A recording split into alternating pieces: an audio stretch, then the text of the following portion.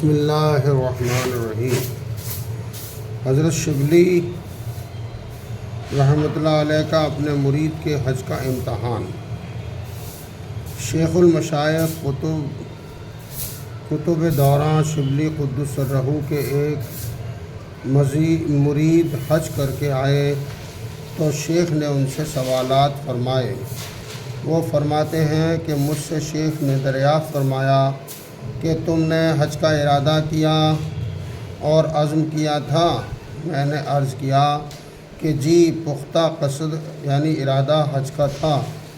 آپ نے فرمایا کہ اس کے ساتھ ان تمام ارادوں کو ایک دم چھوڑنے کا عہد کر لیا تھا جو پیدا ہونے کے بعد سے آج تک حج کی شان کے خلاف کیے۔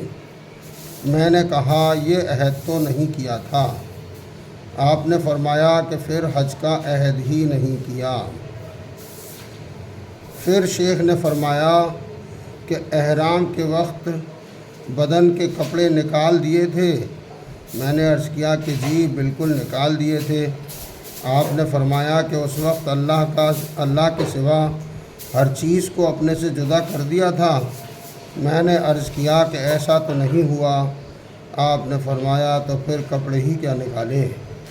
آپ نے فرمایا وضو اور غسل سے طہارت پاکی حاصل کی تھی؟ میں نے عرض کیا کہ جی ہاں، بالکل پاک صاف ہو گیا تھا۔ آپ نے فرمایا کہ اس وقت ہر قسم کی گندگی اور لغزش یعنی گناہ سے پاکی حاصل ہو گئی تھی؟ میں نے عرض کیا کہ یہ تو نہ ہوئی تھی۔ آپ نے فرمایا پھر پاکی ہی کیا حاصل ہوئی؟ پھر آپ نے فرمایا لبیک پڑھا تھا؟ میں نے عرض کیا کہ جی ہاں، لبیک پڑھا تھا۔ آپ نے فرمایا کہ اللہ جل شانہ کی طرف سے لبیک کا جواب ملا تھا؟ میں نے عرض کیا مجھے تو کوئی جواب نہیں ملا۔ تو فرمایا کہ پھر لبیک کیا کیا؟ پھر فرمایا کہ حرم محترم میں داخل ہوئے تھے؟ میں نے عرض کیا کہ داخل ہوا تھا۔ فرمایا اس وقت ہر حرام چیز کے ہمیشہ کے لیے ترک کا جزم یعنی پکا ارادہ کر لیا تھا؟ میں نے کہا کہ یہ تو میں نے نہیں کیا۔ فرمایا کہ پھر حرم میں بھی داخل نہیں ہوئے۔ پھر فرمایا کہ مکہ کی زیارت کی تھی؟ میں نے عرض کیا کہ جی زیارت کی تھی۔ فرمایا اس وقت دوسرے عالم کی زیارت نصیب ہوئی؟ میں نے عرض کیا کہ اس عالم کی تو کوئی چیز نظر نہیں آئی۔ فرمایا پھر مکہ کی بھی زیارت نہیں کی؟ پھر فرمایا کہ مسجد حرام میں داخل ہوئے تھے؟ میں نے عرض کیا کہ ہاں داخل ہوا تھا۔ فرمایا کہ اس وقت حق تعالی شانہ کے قرب میں داخلہ محسوس ہوا؟ میں نے عرض کیا کہ مجھے تو محسوس نہیں ہوا۔ فرمایا کہ تب تو مسجد میں بھی داخلہ نہیں ہوا۔ پھر فرمایا کہ کعبہ شریف کی زیارت کی؟ میں نے عرض کیا کہ زیارت کی۔ فرمایا کہ وہ چیز نظر آئی جس کی وجہ سے کعبے کا سفر اختیار کیا جاتا ہے؟ میں نے عرض کیا کہ مجھے تو نظر نہیں آئی۔ فرمایا پھر تو کعبہ شریف کو نہیں دیکھا۔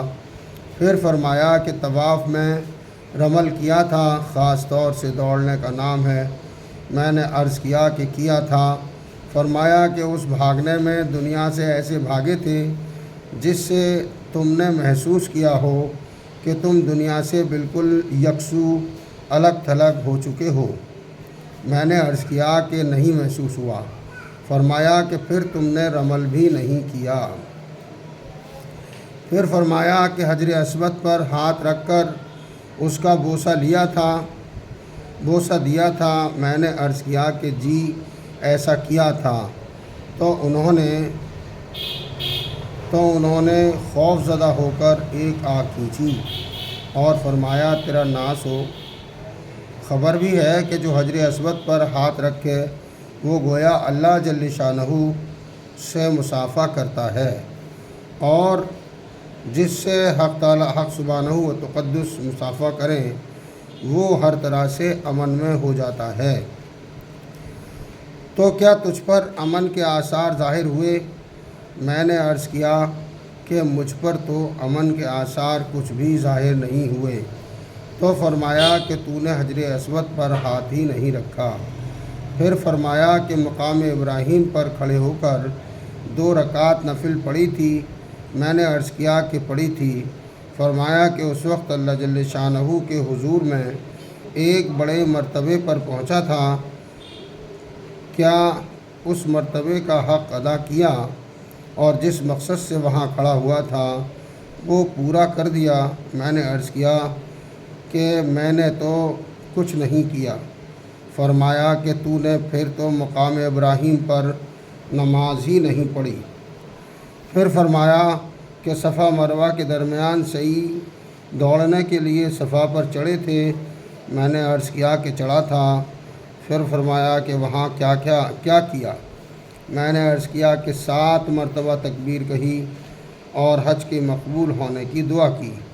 فرمایا کیا تمہاری تکبیر کے ساتھ فرشتوں نے بھی تکبیر کہی تھی اور اپنی تکبیر کی حقیقت کا تمہیں احساس ہوا تھا؟ میں نے عرض کیا کہ نہیں۔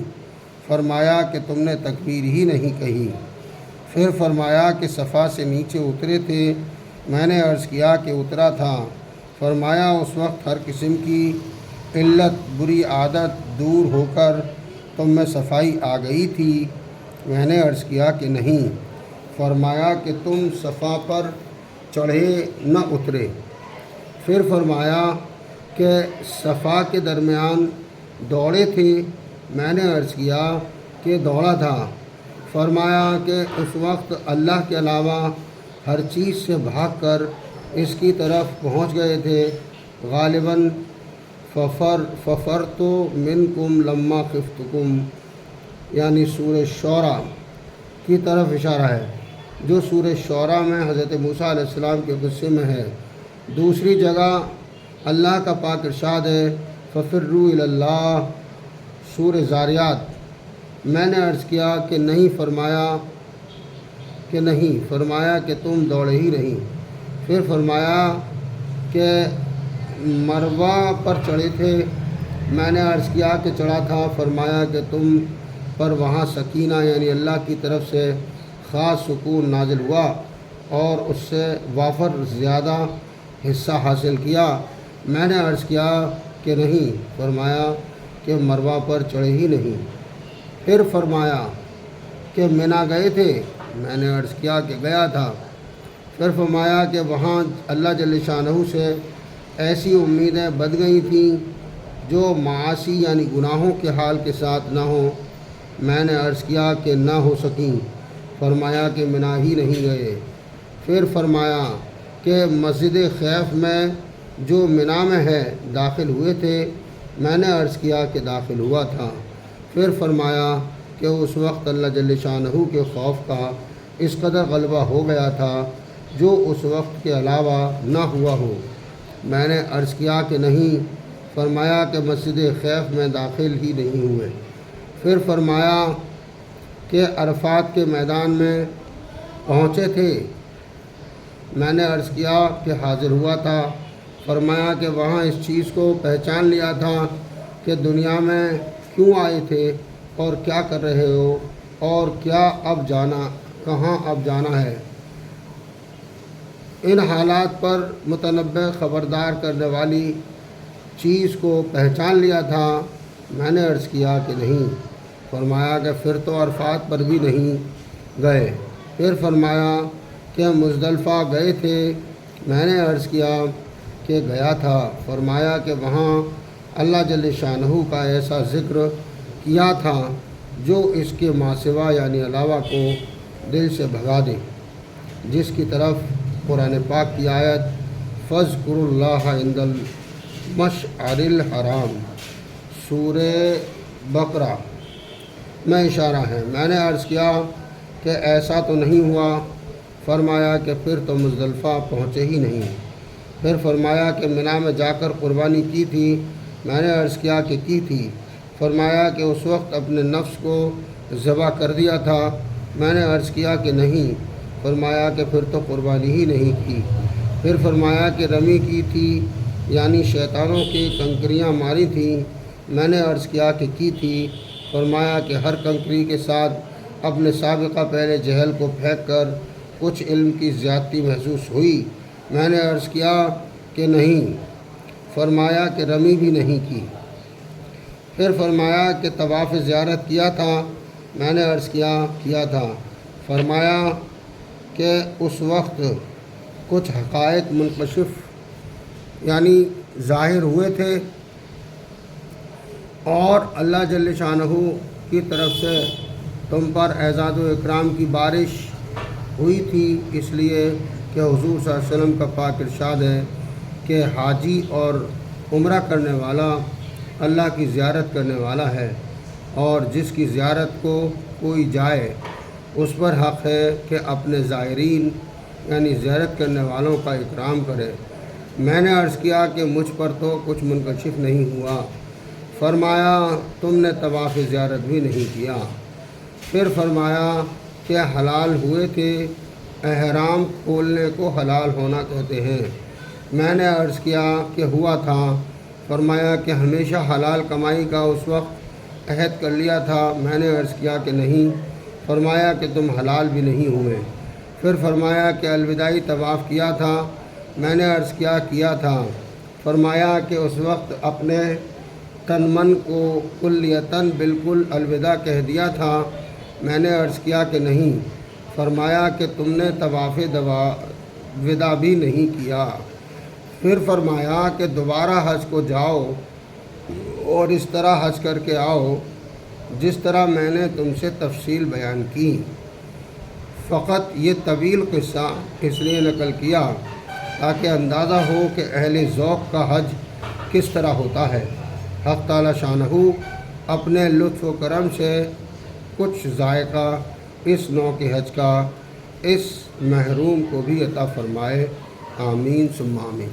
اللہ تبارک و تعالی یقین کامل کے ساتھ حج مقبول کرنے کی توفیق عطا فرمائے، اور جس طرح سے حج شیخ نے بتایا ہے اس کا کچھ حصہ ہمیں مقدر فرمائے اور ہمارا حج قبول فرمائے۔